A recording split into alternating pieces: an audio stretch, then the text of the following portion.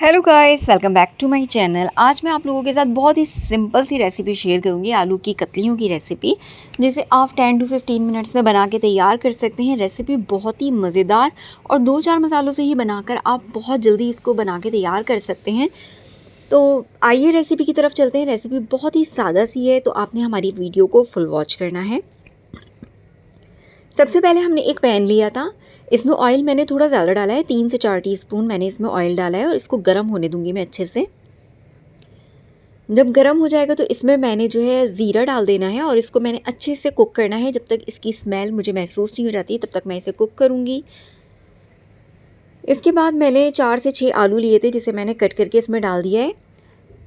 ज़ीरे के साथ इसको फ्राई करूँगी और इसको कवर करके रख दूँगी, ताकि जो है ज़ीरे की खुशबू जो है आलूओं में अच्छे से आ जाए और आलू जो है हमारे 50% तक गल जाएं। 2 से 4 मिनट इसको मज़ीद फ्राई करूँगी और फिर इसके अंदर मैं टमाटर ऐड कर दूँगी।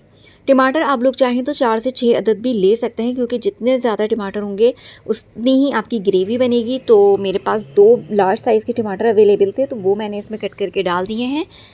थोड़ी देर टमाटरों को भी इसमें पकाऊंगी, तकरीबन 10 से, देखें अच्छे से गल चुके हैं टमाटर। तो अब इसमें मसाले डालने की बारी है।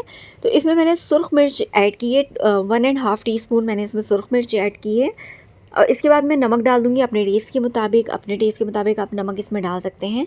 इस तमाम मसालों को भूनना है। अगर मसाले आपके पेंदे में नीचे लगने लगे तो आप थोड़ा थोड़ा पानी ऐड करके भी इनको भून सकते हैं, तमाम मसालों का कच्चापन निकल जाए और टमाटर बहुत अच्छे से जो है वो गल जाएं। देखिए टमाटर गल चुके हैं और ग्रेवी जो है वो अच्छे से बन चुकी है। अब इसमें मैं थोड़ा सा पानी डालूंगी, ताकि जो हमारे कच्चे आलू हैं थोड़े बहुत वो भी अच्छे से कुक हो जाएं, गल जाएं। अब इसको बस मैंने 5 से 7 मिनट तक कवर करके अच्छे से पकाना है और ये तकरीबन डन हो चुके हैं। पानी डाल दिया है मैंने। पानी आप अपने अंदाज़े के मुताबिक अगर गाढ़ा रखना चाहें तो उस हिसाब से आप पानी कर सकते हैं। देखिए पानी मुझे बहुत कम ही चाहिए था, और जब ये ठंडा होगा तो इसमें ऑयल भी अच्छे से ऊपर आ जाएगा। अभी ये गर्म है तो इस वजह से ऑयल आप लोगों को दिख नहीं रहा। मेरे मज़ेदार से आलू जो हैं वो बनके तैयार हो चुके हैं। तो उम्मीद करती हूँ आज की आपको ये सिंपल सी रेसिपी बहुत पसंद आएगी। ये उबले हुए चावलों के साथ और पतली चपातियों के साथ बहुत ही मज़े के लगते हैं। रेसिपी पसंद आए तो please like, share and subscribe ज़रूर कर दिए।